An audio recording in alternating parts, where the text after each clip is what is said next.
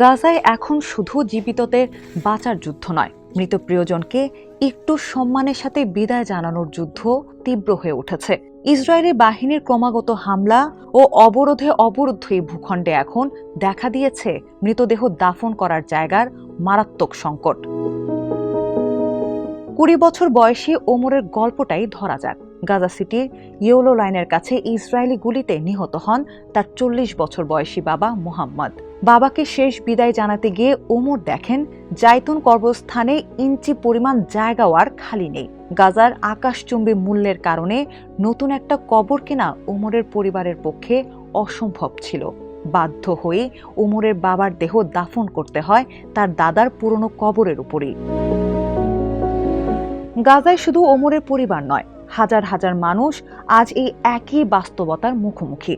2023 সালের অক্টোবর থেকে শুরু হওয়া যুদ্ধে প্রাণ হারিয়েছেন 73,000-এর উপর ফিলিস্তিনি। ক্রমাগত সংঘাতের ফলে কবরস্থানগুলোতে স্থান সংকট এখন চরম পর্যায়ে দাঁড়িয়েছে।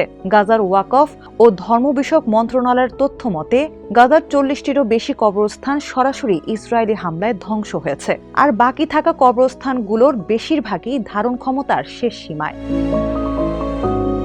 জায়গার অভাবে হাসপাতালের আঙিনা, স্কুলের মাঠ, বাড়ির পেছনের বাগান কিংবা রাস্তার পাশে গড়ে তোলা হয়েছে অস্থায়ী গণকবর। যুদ্ধবিরতির সুযোগে অনেক পরিবার সেই অস্থায়ী কবর থেকে স্বজনদের অবশিষ্টাংশ তুলে এনে শেষ দাফনের জন্য মূল কবরস্থানে নিয়ে যাওয়ার চেষ্টা করেছেন। তবে সেখানেও বাধা উপকরণের চড়া দাম।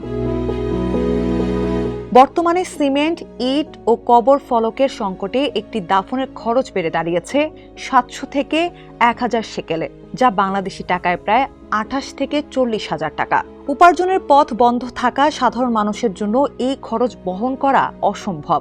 ফলে ধ্বংসস্তূপে ইট, পাথর, কাদা বা টিনের শীট দিয়েই চিহ্নিত করা হচ্ছে নতুন কবরগুলো। অনেক জায়গায় কবরের উপর লেখা হচ্ছে কেবল শহীদদের নাম লেখা এক টুকরো কাগজ।